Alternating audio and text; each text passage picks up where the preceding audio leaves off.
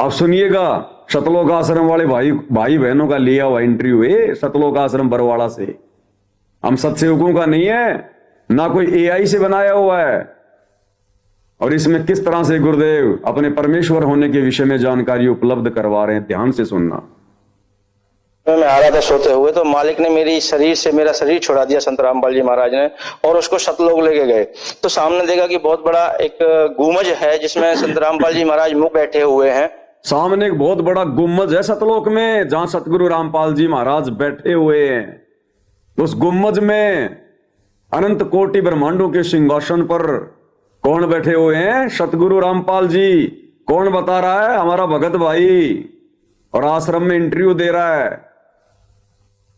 लोग लेके गए तो सामने देखा कि बहुत बड़ा एक गुमज है जिसमें संत रामपाल जी महाराज मुख बैठे हुए हैं। और मैंने कहा, मालिक परमात्मा आप दिखते हो? उन्होंने कहा, हाँ मैं दिखाई देता हूँ, छू के देखो।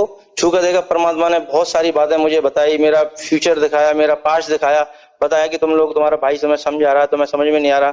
मैंने कहा, परमात्मा संत रामपाल जी महाराज पहले तो आप रुकिए, मैं आपको ये देख लूं कि मैं अपने भाई को बता दूं कि वो 10 साल से जिस चीज को बताता चला आ रहा है, हम उसको जानते हैं, उस परमात्मा को जानते हैं, और आप दिखाई देते हो। तो उन्होंने कहा, ठीक है, बता के बेटा तू अब यहाँ से निकल और वरमाला आइयो। मैंने कहा, जी वरमाला कहाँ पे? तो परमात्मा ने, संत रामपाल जी महाराज ने मुझे सतलोक से ही वरमाला का आश्रम दिखाया, कहाँ पे है, कैसे है। धनाना आश्रम नहीं दिखाया, बरवाड़ा आश्रम दिखाया सतलोक से गुरुजी ने।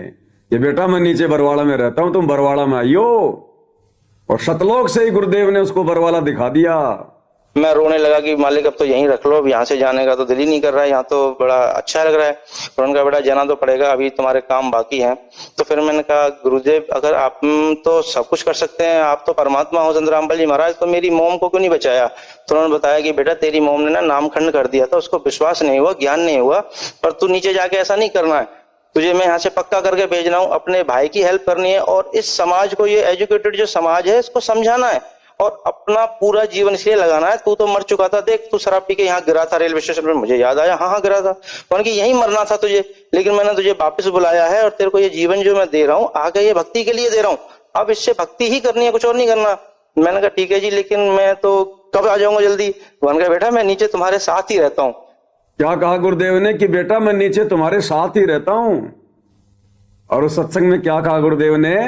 कि पुण्यात्मा, वो भगवान तो हमारे साथ साथ घूमते हैं, लेकिन हम उसको पहचान नहीं पाते, अब पहचानेंगे। तो गुरुदेव ने क्या कहा सतलोक से इस भाई को? कि मैं नीचे तुम्हारे साथ साथ ही रहता हूं, तुम्हारे साथ साथ ही। मैं पृथ्वी पे बैठा हूं, तो जाएगा, मुझे मिलेगा, तो मुझे देखेगा कि तुझे कोई दिक्कत नहीं आएगी। मैंने कहा, ठीक है जी, अब तो परमात्मा मुझे फिर जाने दो। परमात्मा ने मुझे वापस लाया। मैं अपनी माँ के 12-13 जितने भी करने थे वो किए। जैसे ही माँ के 12 बजे मैं वहां से निकल लिया। सतलोक आश्रम वरवाला के लिए जब मैं निकला, वरवाला के रेलवे स्टेशन पे पैर रखा, तो लगा कि मैं परमात्मा की संत रामपाल जी हमारे शरण में आ गया। जैसे ही मैं लाइन लगा के गुरुजी के पास पहुंचा, तो मेरे से नाम दीक्षा देने से पहले भगत जी ने कहा कि भगत जी ये कुछ नियम है, इनको पढ़ लो।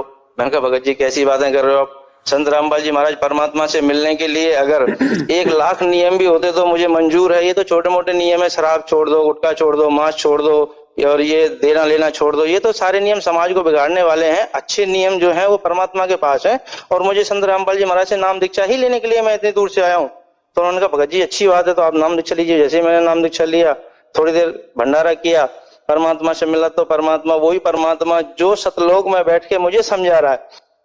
जब भगत जी भंडारा करके नाम उपदेश लेकर गुरुजी से मिलने गए, दर्शनों के समय जब लाइन लगती थी, तो भगत जी कह रहे हैं कि ये तो वही परमात्मा है जो मुझे सतलोक में मिले थे।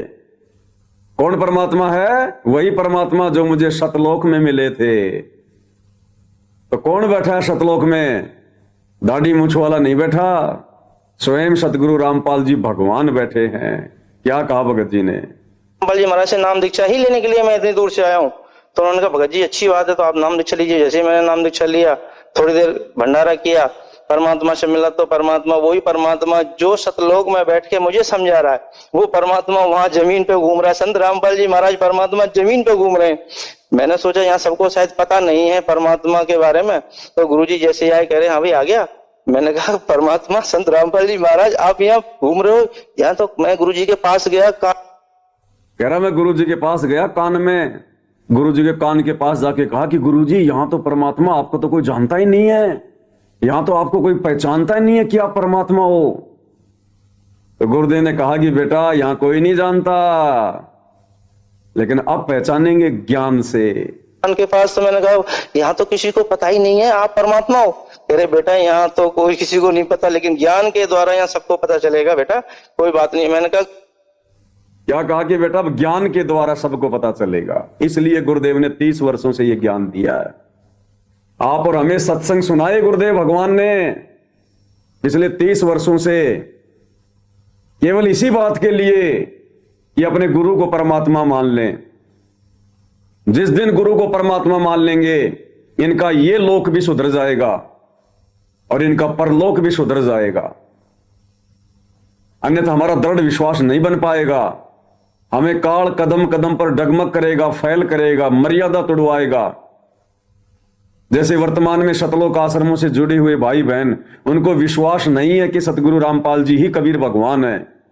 उस दाढ़ी मूछ वाली फोटो को कबीर मान के पूज रहे हैं, जिसके चलते उनका दृढ़ विश्वास नहीं बन पा रहा, परमात्मा अपना पूरा आशीर्वाद नहीं दे पा रहा। और काल गुरुदेव के कलयुगी परिवार को निमित्त बनाकर, कोऑर्डिनेटरों को निमित्त बनाकर कदम कदम पर बेचारों की मर्यादाएं तोड़वा रहा है। और इधर सत्सेवक भाई बहनों ने हृदय से स्वीकार कर लिया, आत्मा से पहचान लिया कि सतगुरु रामपाल जी स्वयं कबीर भगवान हैं। और उसके बाद गुरुदेव भगवान की आरती उतारना, विधिवत भक्ति करना, गीता अध्याय 3 श्लोक 13 के अनुसार उनको परमेश्वर मानकर भोग लगाना, उसके बाद वो बचा कुछा भोजन वो प्रसाद के रूप में ग्रहण करना, घर घर में गुरुदेव के आसन लगा देना, गुरुदेव की मर्यादाओं में रह के भक्ति करना, राग द्वेष ईर्ष्या मन मुटाव से दूर होकर भक्ति करना। तो अब गुरुदेव ने दया बख्शी है उन आत्माओं पर जिन्होंने गुरु को परमात्मा मान लिया। गुरुदेव कहते हैं ना, वो हाथ आपना धर दे सिर पर जिसने मान गुरु को बाप लिया। तो ये इंटरव्यू भाई और बहनों आप और हमारे विश्वास के लिए परमेश्वर ने बुलवाए। अन्यथा ये भाई जो इंटरव्यू दे रहा है, क्या पता ये भक्ति पर है भी या नहीं है। और भक्ति पर होगा तो साथ संगति में तो है नहीं, ये शतलोक आश्रम वालों से जुड़ा होगा। तो सोचिए, इंटरव्यू देने वाले को फिर भी विश्वास नहीं, इंटरव्यू देने वाले ने आंखों देखकर फिर भी अपने गुरु को परमात्मा नहीं माना। उसको सपना नहीं कहा जा सकता। जो उसने सतलोक में देखा, जो उसने स्वप्न में देखा, वो सपना नहीं कहा जा सकता। सपने की बात उसने सारी बता दी कि मैं सपने में ऊपर गया, वहां गुरुजी मिले, गुम्बज में बैठे थे और गुरुजी ने वहीं से मुझे बरवाला दिखाया और फिर इसका सपना टूटा। इसने अपनी मां के 12-13 जो भी करने थे वो किए उसकी मृत्यु के बाद। और उसके बाद ये हकीकत में बरवाड़ा आश्रम में गया, सपने में नहीं गया, हकीकत में गया। और जब गुरुजी से मिला तो गुरुजी ने कहा भाई आ गया। तो इसने कहा कि गुरुजी यहां तो किसी को पता ही नहीं कि आप परमात्मा हो। तो गुरुजी ने कहा कि बेटा यहां तो किसी को नहीं पता, लेकिन अब पता चलेगा ज्ञान से। ये ज्ञान इसीलिए दिया गुरुदेव भगवान ने, मुर्दों की पूजा करवाने के लिए ज्ञान नहीं दिया कि मुर्दों सेती प्रीत लगावे ना जाने सतगुरु मेरे नो। तो मुर्दा फोटो कबीर जी की समझे जाने वाली उस मुर्दा को भगवान मानकर और उनकी पूजा हो रही है। गरीबदास जी की फोटो मुर्दा को तुम पूज रहे हो इन आश्रमों में, उनका बोध दिवस मना रहे हो। और जिंदा सतगुरु हमारे साथ साथ घूम रहा, अनमोल ज्ञान दे रहा, सौ सुख दे रहा, उसको हमने ठंडे बस्ते में पटक रखा है। इसलिए वो परमात्मा हिसार जेल जाके बैठ गए अंत में कि मूर्खों से तो जेल भली, जब समझ जाएंगे तब देखूंगा। तो अब परमेश्वर अगर हिसार जेल से बाहर आएंगे तो अपनी उन विशेष पुण्य आत्माओं के लिए आएंगे, उनको आगे की भक्ति देने के लिए आएंगे जिन्होंने अपने गुरु को उनके हिसार जेल में रहते सहते उनके ज्ञान को आधार बनाकर हृदय से आत्मा से परमेश्वर मान लिया। परमेश्वर उन आत्माओं के लिए आएंगे गुरुदेव भगवान।